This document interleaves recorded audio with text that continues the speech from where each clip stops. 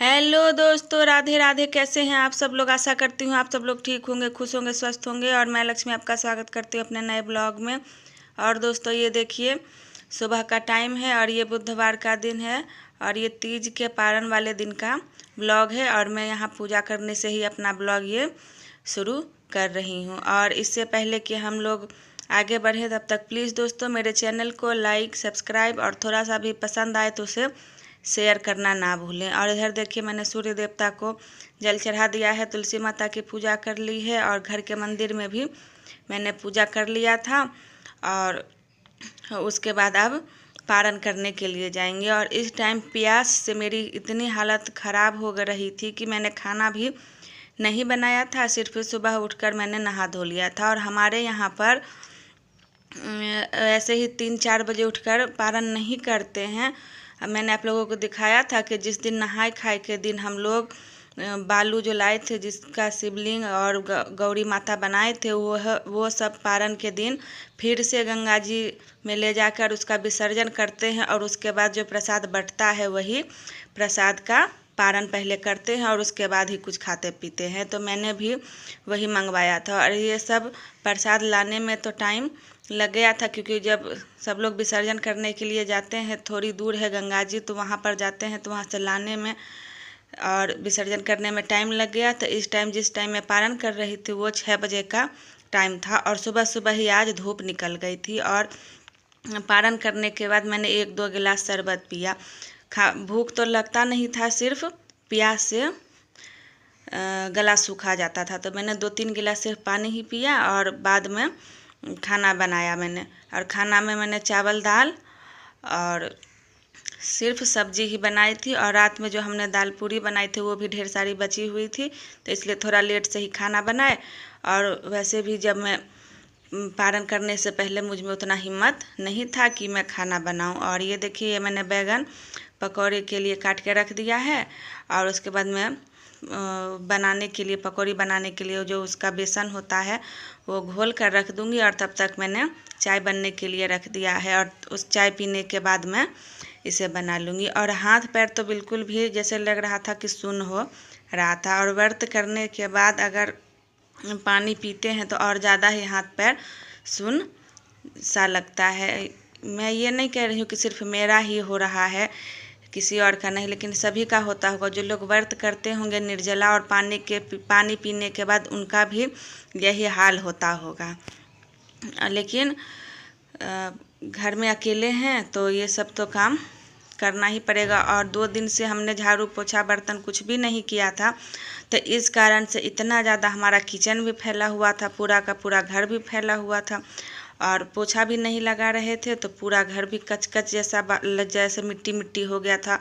और धूप था, और ये 2 दिन इतना तेज़ धूप था कि कुछ कहने का नहीं। वैसे तो डेली का डेली देखिए बारिश पड़ ही रहा है, लेकिन ये 2 दिन बिना बारिश के ही इतना तीखा धूप था।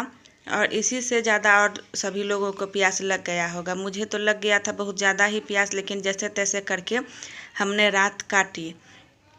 और उसके बाद सुबह उठकर सबसे पहले पारण किया और उसके बाद ही खाना बनाने लगे। वैसे अगर प्यास नहीं लगता तो सबसे पहले खाना बना लेते और उसके बाद ही पारण करते। तो ये देखिए, यहाँ पर मैं पकौड़ियाँ तलने लगी थी। चाय पीने के बाद मैंने थोड़ी देर आराम किया और उसके बाद ही मैं पकौड़ियाँ तलने लगी थी। और जिस टाइम मैं पकौड़ियाँ तल रही थी उस टाइम 11-12 बजे का टाइम हो रहा होगा। और पारण तो मैंने सुबह 6 बजे ही कर लिया था। थोड़ा सा आराम किया, फिर काम किया, फिर आराम किया, फिर काम किया, ऐसे ऐसे करके मैंने खाना बनाया था। और ये देखिए, पूरा किचन मेरा फैला हुआ है। तो अब खाना तो बन गया है। अब पकौड़ियाँ तलने के बाद सभी को खिलाने के बाद सभी सामान को सरियाएंगे और उसके बाद यहाँ पर झाड़ू पोछा लगाएंगे। बर्तन तो मैं अभी नहीं धोऊंगी, सारे जो बर्तन है उन सभी को जमा करके रख दूंगी। शाम के टाइम में मैं बर्तन धो लूँगी, लेकिन किचन और पूरे रूम में जो कपड़ा फैला हुआ है, बर्तन फैले हुए, सभी को समेट कर अच्छी तरह से झाड़ू लगा लूँगी। और इधर देखिए, खाना तो बन गया था और उसके बाद मैंने सबसे पहले अपना ईयररिंग बदला। उसके बाद जो मैंने लहठी पहनी हुई थी वो बदली, क्योंकि लहठी तुरंत फूट जाता है, तो इसलिए मैंने उसे भी बदल लिया। और ईयररिंग बड़ा वाला था तो भारी लग रहा था, तो वो भी मैंने खोल कर रख दिया। और उसके बाद मैं आ गई थी यहाँ पर साड़ियाँ समेटने के लिए, और ये साड़ी मैंने तीज दिन पहनी थी, आप लोगों ने देखा ही है। तो सभी को समेट कर अच्छी तरह से रख लेंगे। और ये साड़ी, एक साड़ी मैंने तीज दिन पहनी थी और एक साड़ी मैंने तीज के नहाए खाए दिन जब गंगा जी गए थे तो वहाँ पर पहनी थी। तो दोनों साड़ियों को अच्छी तरह से समेट कर रख देंगे। और उसके बाद समेटने के बाद फिर बिस्तर भी झाड़ेंगे, क्योंकि बिस्तर भी जैसे तैसे पड़ा हुआ है। और देखिए बेडशीट मैंने पहले हटा दिया था और उसके बाद ही मैं यहाँ पर कपड़ा समेटने लगी थी, क्योंकि बिस्तर पर बेडशीट पर थोड़ा सा मिट्टी सा हो रहा था, तो इसलिए मैंने बेडशीट हटा दिया और उसके बाद मैं कपड़ा समेटने लगी। और कपड़ा समेटने के बाद मैं बिस्तर को अच्छी तरह से झाड़ के उसके बाद बेडशीट को बिछा दूंगी। और दोस्तों, आप लोगों का हरितालिका तीज का व्रत कैसा रहा, प्लीज़ कमेंट में ज़रूर बताइएगा। मेरा तो इस तरह से पूरा दिन तीज के जिस दिन उपवास था उस दिन का और ये पारण का दिन इस तरह से निकला। आप लोगों का कैसा था प्लीज़ ज़रूर बताइएगा कमेंट में। और इधर देखिए कपड़ा समेटने के बाद मैं यहाँ पर बिस्तर झाड़ने लगी थी, और बिस्तर झाड़ने के बाद अच्छी तरह से और फिर मैं बेडशीट इस पर बिछा दूँगी। पहले मैं वो जो मेरा ये दरी सा है, आप लोगों ने देखा ही, मैंने इसे सिलवाया था इधर ही, तो इसको बिछा देंगे। और इसको बिछाने के बाद इस पर बेडशीट बिछा देंगे और उसके बाद फिर किचन की साफ़ सफाई होगी। और वैसे तो मैंने बर्तन भी सारे जो खाली करने थे उसे खाली करके जहाँ पर धोती हूँ मैं वहाँ पर धोने के लिए धर दी हूँ। बर्तन तो मैं अभी नहीं धोऊँ, क्योंकि यही सब करने में 1, 1.5 या 2 भी बज जाएगा। तो ये सब करूँगी और उसके बाद थोड़ा सा फिर आराम करूँगी। तो जब शाम का टाइम होगा तब जाकर बर्तन धोएंगे। और इधर देखिए झाड़ू मैंने पूरे घर में लगा दिया था सारा कपड़ा समेटने के बाद। और उसके बाद मैं आ गई थी यहाँ पर किचन में। तो सबसे पहले मैंने थोड़ा सा सर्फ दे के सभी रैक को, चूल्हे को और टाइल्स जितने भी थे सभी पर थोड़ा थोड़ा हल्का सा ब्रश मार दिया है। और उसके बाद मैं इसको अच्छी तरह से गीले कपड़े से पोंछ लूँगी।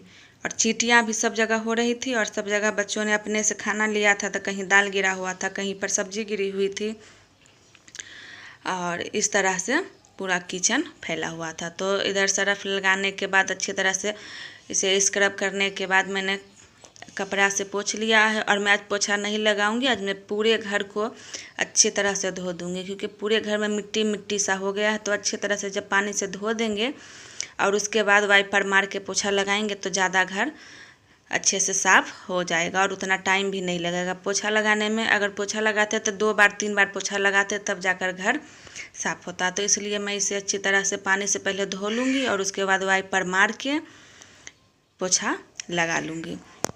और इधर देखिए मैंने रैक को और गैस को सभी को पोछा लगा लिया था, उसमें पोंछ लिया था। और उसके बाद मैं यहाँ पर धोने के लिए आ गई थी और मैंने पूरे घर को धोया। ऊपर वाला मैंने नहीं धोया था, क्योंकि ऊपर में उतना गंदा नहीं होता है, नीचे में ही उतना फैलारा फैलता है। तो मैं यहाँ पर अच्छी तरह से सब इधर पहले किचन धो लूँगी और उसके बाद बेडरूम और बरामदा धो लूँगी। और आंगन मैं नहीं धोऊँ, क्योंकि आंगन उतना गंदा नहीं है। बारिश पड़ता है इधर से, तो लगातार ही बारिश पड़ रहा था, सिर्फ ये 2-3 दिन से बारिश नहीं हो रहा है, तो आंगन तो धुल ही जाता है। ये घर जो है सभी जगह पर कचकचा सा गया था। और इधर देखिए सभी को साफ़ करने के बाद इस तरह का कुछ मेरा घर है। तो ये है मेरा बेडरूम और ये यहाँ पर अलमारी है। और यहाँ पर भी दोनों जो अलमारी तीनों है, तीनों के तीनों पर पूरा का पूरा सामान यहाँ से इधर से उधर फैला हुआ पड़ा था। और ये है डोरमेट जो मैंने धोते वक्त यहाँ अलमारी पर रख दिया था, क्योंकि नहीं यहाँ पर रखते तो ये भीग जाता। और उसके बाद यहाँ ये दरवाजे पर रख देते हैं। और उसके बाद दोस्तों मेरा किचन भी पूरी तरह से कंप्लीट साफ़ हो गया है और अब कुछ मन शांत सा लग रहा है। पूरा घर जब साफ़ कर लेते हैं और उसके बाद तब जाके मन शांत होता है। तो उधर देखिए मेरे पूरा घर का क्लीनिंग हो गया है। और दोस्तों अब करते हैं अपना ब्लॉग यहीं पर एंड, मिलेंगे अगले नए ब्लॉग में। तब तक के लिए खुश रहिए, स्वस्थ रहिए, अपने परिवार का, अपने बच्चों का ध्यान रखिए। और प्लीज़ दोस्तों मेरे चैनल को लाइक, सब्सक्राइब और पसंद आए तो शेयर करना ना भूलें। राधे राधे।